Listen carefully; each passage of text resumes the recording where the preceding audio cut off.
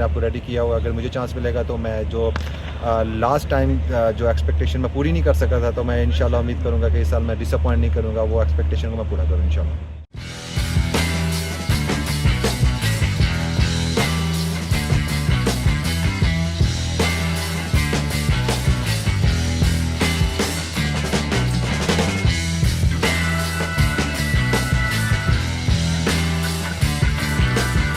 Pakistan super league Islamabad United की शानदार जीत पर इख्तिताम को पहुंच चुकी है। मुल्तान सुल्तान्स की बदकिस्मती के वो लगातार तीसरा फाइनल हारी है।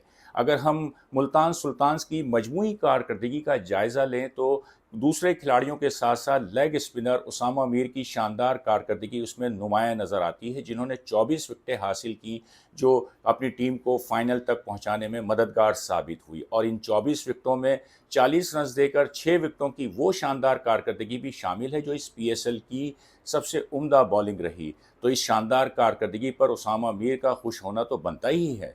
अच्छी परफॉर्मेंस किया और कॉन्फिडेंस लेवल भी बूस्ट हुआ है। और उम्मीद है कि आगे जो भी असाइनमेंट आएगी मेरे लिए, और मैं इंशाल्लाह ताला यही परफॉर्मेंस, इसी कॉन्फिडेंस को वहाँ कैरी करूँ और कोशिश करूँ पाकिस्तान के लिए भी सक्सेस लेकर आऊँ।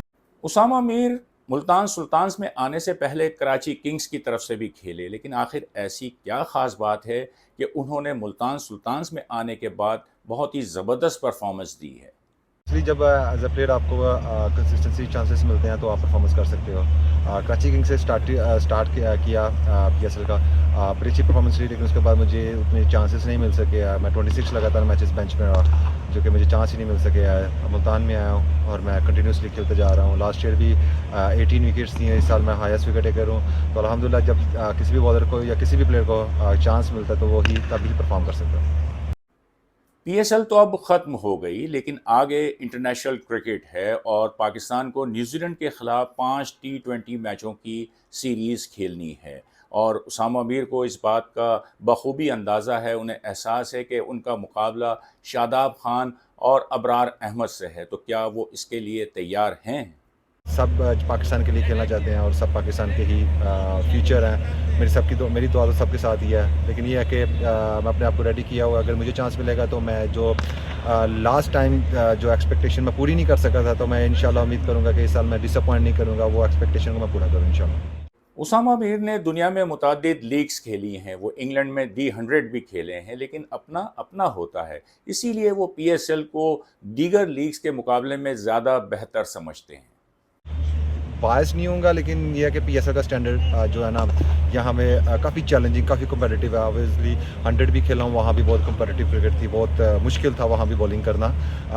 कुछ ग्राउंड्स ऐसे थी और कुछ वहाँ जिस तरह के प्लेयर्स आते थे वो मुश्किल था। लेकिन ये है कि सब कॉन्टिनेंट में स्पिनर के लिए लाइक जब फ्लैट पिच मिलता है, शॉर्ट बाउंड्रीज होती हैं, तो बड़ा मुश्किल हो जाता है। और क्योंकि सब कॉन्टिनेंट के प्लेयर्स स्पिनर्स को बहुत अच्छा खेलते हैं, तो इस को मद्देनज़र रखते हुए तो मैं ये कहूँगा यहाँ ये बहुत चैलेंजिंग है।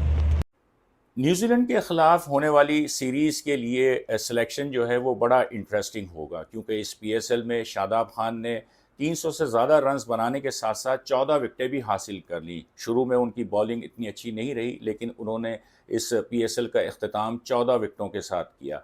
तो इंटरेस्टिंग होगा सिलेक्शन, क्योंकि सेलेक्टर्स जो हैं वो उसामा मीर की भी जो शानदार कारकर्दगी रही है उसे भी वो किसी तौर नज़रअंदाज नहीं कर पाएंगे।